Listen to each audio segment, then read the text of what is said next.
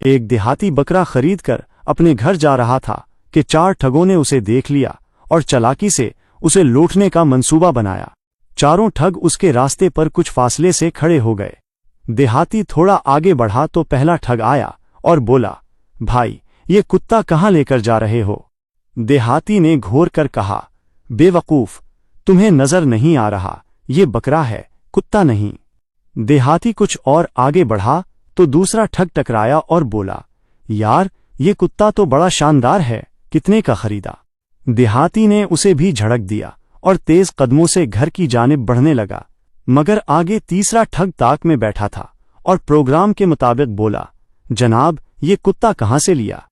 अब देहाती थोड़ा तशवीश में मुब्तला हो गया कि कहीं वाकई ये कुत्ता तो नहीं। उसी शिशोपंज में मुब्तला वो बाकी रास्ता काटने लगा।